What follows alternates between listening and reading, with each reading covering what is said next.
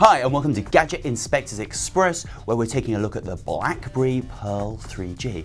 A Blackberry, you say? Surely a Blackberry is a huge, big, hulking device that gets stuck in your pockets and weighs down your man bag. Well, yes we are. This is indeed a Blackberry. It has everything that you would expect in a Blackberry, but in a little dinky chassis.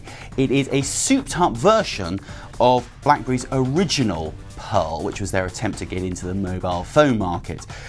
And dare I say, it is vastly improved. It's got lots and lots of capability. It's 3G, it's Wi-Fi, it's also got GPS. So it has rather dinky little maps, which I'm a big fan of.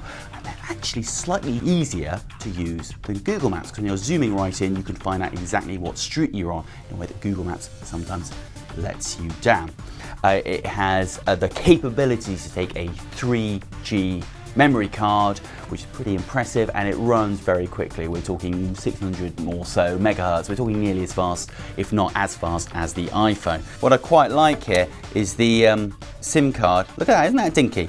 It's got a little lever here to get it out, so you got none of those frustrating half-hour episodes with a biro and a pen soaring off your finger, which is usually what happens with me. So if you're a BlackBerry user, it's got the classic menu that you would come to expect and either like or not like, but there it all is. You've got your internet browser, you've got your maps, you've got here the classic email. Now this, crucially, does not have a QWERTY keyboard. It's the first BlackBerry I've ever tried without a QWERTY keyboard, and initially I thought, what's the point of having a BlackBerry if you can't type out long memos very quickly?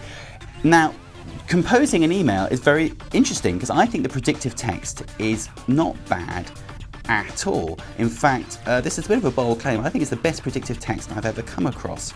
Now, BlackBerry are obviously trying to go for the youth market. So you've got here the media keys at the top, which you didn't have with the original Pearl. Listening to music. It's also got a not bad camera phone, 3.2 megapixels.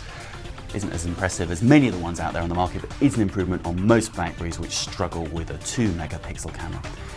It's a good phone. If you're a BlackBerry user and you find your BlackBerry too heavy, or you're not a heavy email user, then this is probably the device for you. But of course, the reason I use a BlackBerry is because I like the very distinctive, admittedly bulky QWERTY keypad. So I'm never going to go out and buy one of these. But if you're a fan of BlackBerry, but you are a light email user, then this is the device for you. It's light, it's powerful, it's got a whacking great memory, and it's a good looking, easy to use phone. Just not for me. So I'm going to give it 8 out of 10.